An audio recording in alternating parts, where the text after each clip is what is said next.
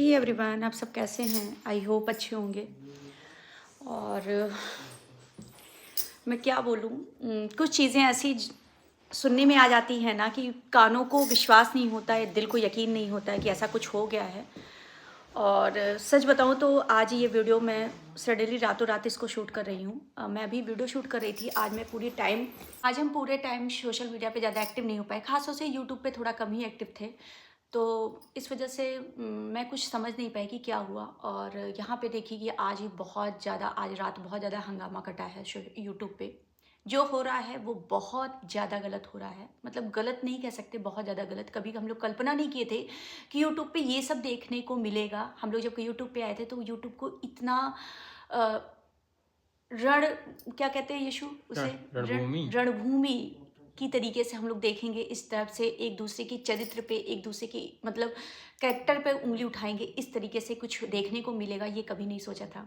उसके बाद ये सब देख ही रहे थे, थोड़ा बहुत हुआ, फिर उसके बाद मुझे वीडियो शूट करना था, मुझे पार्लर में मेकअप वेकअप करना था। फिर मैं हट गई थोड़ी टाइम के लिए। और फिर जब मैं रात में 11:30 बजे, इस समय 12:45 बज रहा है, 12:45 बजे वीडियो शूट कर रही हूँ।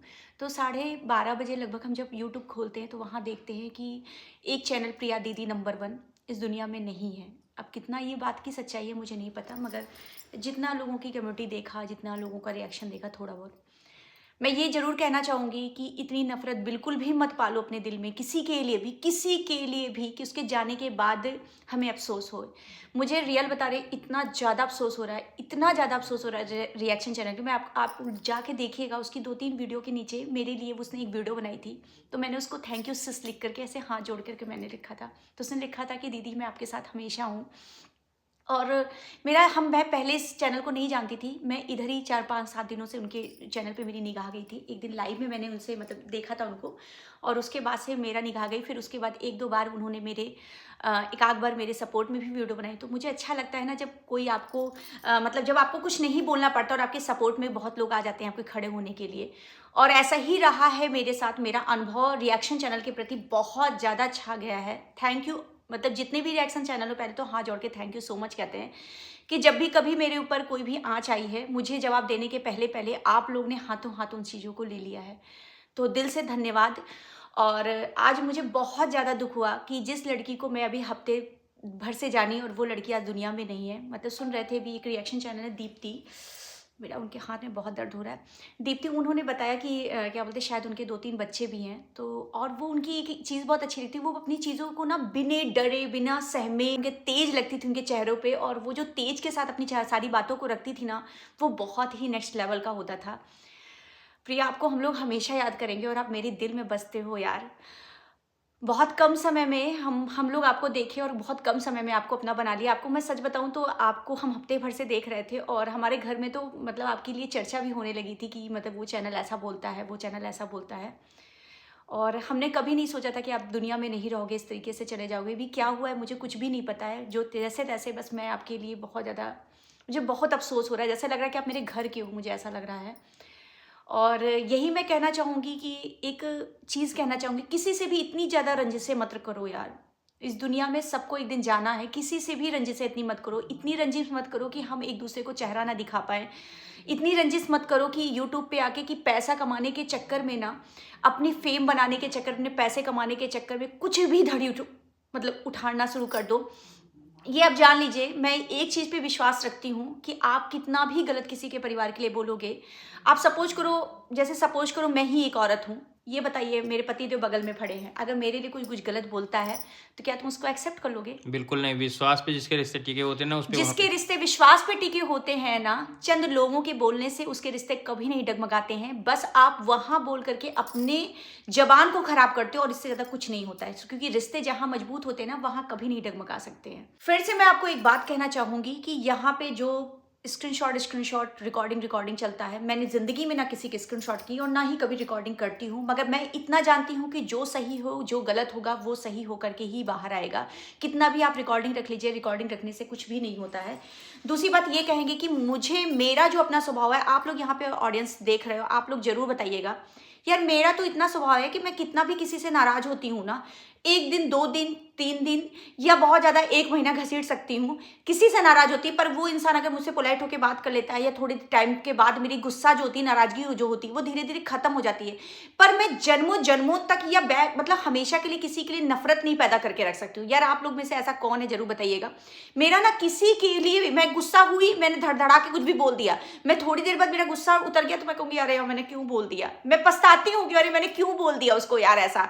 तो मैं ऐसी ही हूँ और मुझे लगता है कि बहुत लोगों को लगता है कि ऐसा होना गलत है, मगर मुझे लगता है ऐसा ही होना सही है कि आदमी के गुस्से को ना थोड़े टाइम तक रखना चाहिए, थोड़े टाइम के बाद वो गुस्सा उतार देना चाहिए और फिर छोड़ देना चाहिए उस चीज को। अगर आप रंजिशें रखोगे ना तो आप जिंदगी में फिर क्या करोगे, पूरी जीवन खानदानी रंजिश, मुझे तो खानदानी रंजिश अगर करने के लिए कह दीजिए तो मैं खानदानी रंजिश कर ही नहीं पाऊंगी।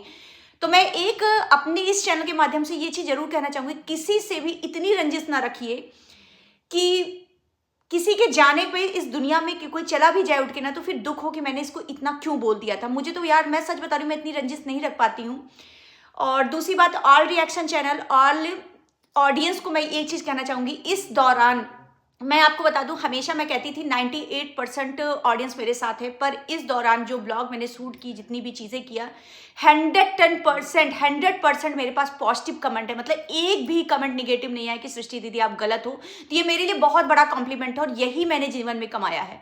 तो थैंक यू सो मच। मेरे सबसे पहले मैं अपने यहाँ पे सब्सक्राइबर को कहती हूँ और थैंक यू सो मच उन फॉलोअर्स को भी कहती हूँ जो सब्सक्राइब नहीं करके भी मुझे कमेंट और लाइक करके जाते हैं। तो थैंक यू सो मच, आप लोग सृष्टि को इतना ज़्यादा पसंद किए और एक भी नेगेटिव नहीं कमेंट किए, ये मेरे लिए बहुत बड़ा कॉम्प्लीमेंट है।